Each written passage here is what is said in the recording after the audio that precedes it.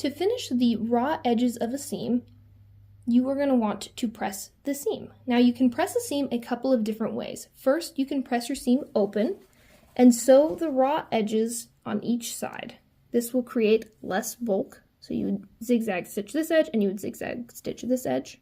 The other option is pressing the seam to one side and hitting both the raw edges at the same time. This one is a bit more bulky, but both options are good. Your choice will depend on your project and your preference. So let's go press our seam. I have chosen that for my project, I will be pressing my seam flat. So I'm going to grab my iron, turn it on to the appropriate heat for the fabric I'm using, and I'm just going to place it on top of that seam allowance. Lift it up, lift the iron up, press it down. Lift the iron up, press it down. Lift it up, press it down. And now, as you can see, my seam allowance from my seam that I created is lying completely flat. And on the outside, it helped to make the fabric look much neater. Now, to finish the raw edges. Now that you've pressed your seam, you're going to want to change your machine to a zigzag stitch. My zigzag stitch is number 4, so I'm going to change mine to 4. For the fabric I'm using, I will be setting the stitch width to 3.5 millimeters, which it's already at. And I will be changing the stitch length to 2.5 millimeters.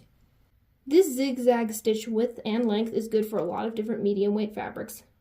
And now we can sew to finish the raw edges of our fabric. So, here's the seam you created and pressed. You're going to take one side of that, make sure nothing else is under it, and you're going to place it under your presser foot.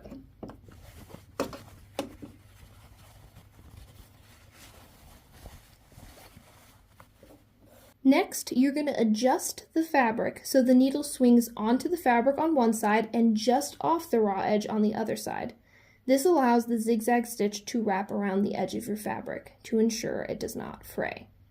To ensure your needle is in the right location, you can use your hand wheel.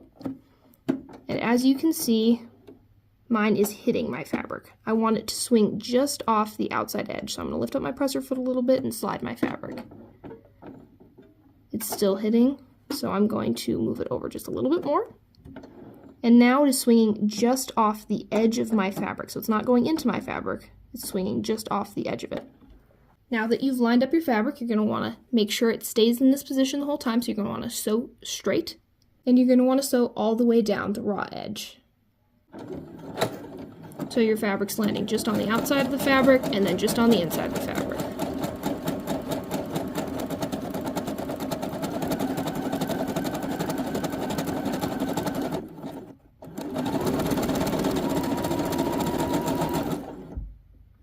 Now that you've made it to the end, you can pull your needle out of the fabric by using your hand lever, pull your presser foot up, pull your fabric out, and cut the string.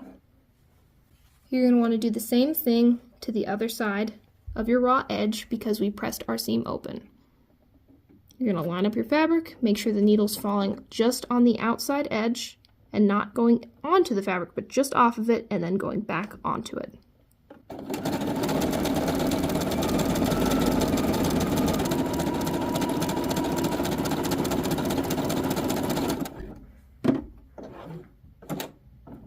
Once you get to the end, lift your needle up, pull your presser foot up, pull your fabric out, and cut your string. Here is what your raw edges now look like with the zigzag stitch. As you saw, I did not backstitch. While you can backstitch with your machine to secure your zigzag stitch, depending on your machine, it can have difficulty backstitching with a zigzag stitch. As a result, I am going to take the ends of the threads on both sides and double knot them to secure my thread instead of backstitching. You have these two pieces of string, and we're just going to double knot them. Once and twice.